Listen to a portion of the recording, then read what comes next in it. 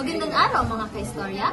Welcome sa kasaysayan natin, ang inyong gabay sa kasaysayang pangyayari sa ating bansa. Ako ang inyong host, Love Batige, at kasama ko dito ang ating mga guests, si Jude, si Sha, si Giselle, at si Jai.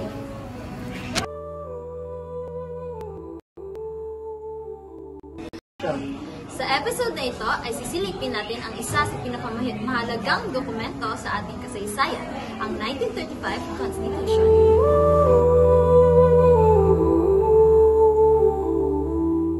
Simulan na natin. Ang konstitusyon ng 1935 ay nagsisilbing pundasyon ng ating pamamahala bago pa man tayo maging malaya sa Amerika.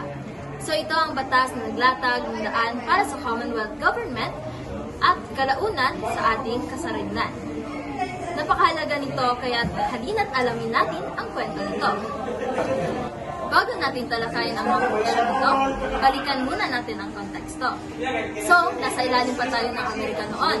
Matapos ang maraming taon na pakikipaglaban para sa kalayaan, unti-unti nang binibigyan ng Amerika ng kakayahan na mamuno ang Pilipinas sa sarili nito. Dito pumasok ang mga batas tulad ng Philippine Autonomy Act of 1916 o ang Jones Law. Ang pinakamalaking hakbang patungo sa kalayaan ay dumating sa pamamagitan ng Tydings-Mack Act ng 1934. Ito ang batas ng Amerika na nagtakda ng 10 taong transition, isang panahon na pinatawag na Open War, bago tuloy ang pagkaloob ang buong kasalukuyan. Pero, bago mangyari yan, kailangan mo na natin bumuo ng sarili nating saligang batas. Dito na pumasok ang mga matatalinong isip ng ating mga ninuno. Noong Hulyo 10, 1934, isang constitutional convention ang idinaos sa Maynila.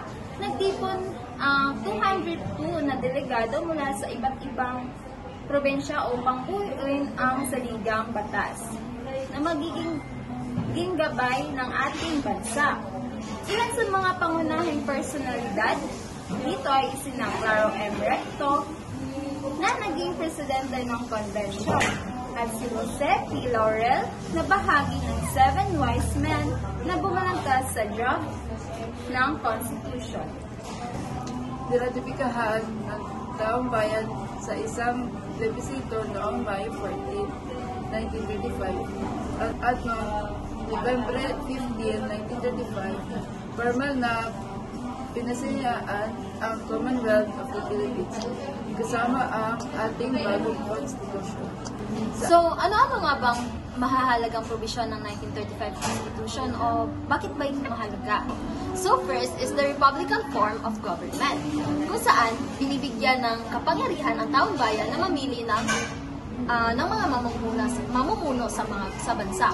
So, ang kalawa is the separation of power, kung saan hinati ang kapangyarihan ng gobyerno sa tatlong sangay. Nandiyan ang executive, judiciary, at ang legislative.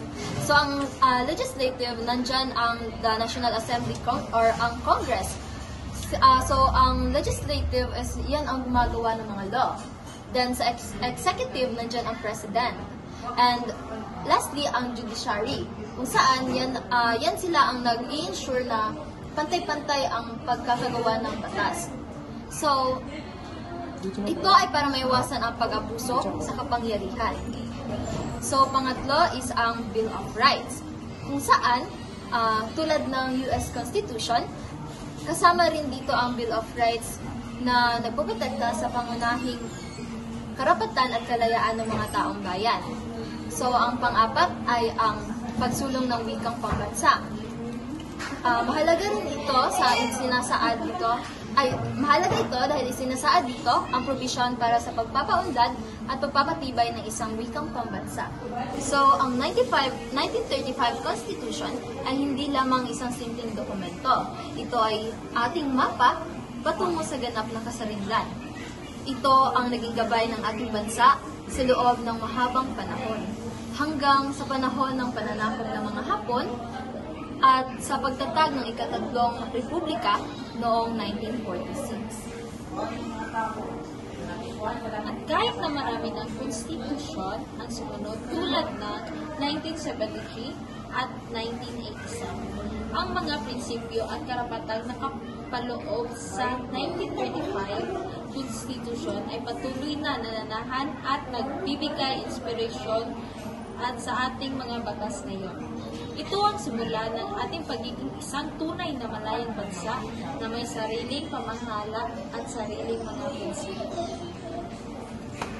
Kaya, sa susunod na marinig nyo ang salitang Constitution, sana ay maalala nyo ang kapahalagang papel ng 1935 Constitution sa paghubog ng Pilipino sa ating kinalagan ngayon.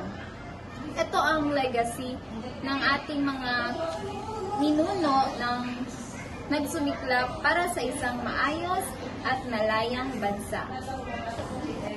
Maraming salamat sa inyong pakikinig sa kasaysayan natin. Sana ay marami kayong natutunan sa episode na to. Huwag kalimutang mag-subscribe at i-share ang ating podcast sa inyong mga pamilya at kaibigan. Ako si Love at hanggang sa muli nating paglalakbay sa kasaysayan.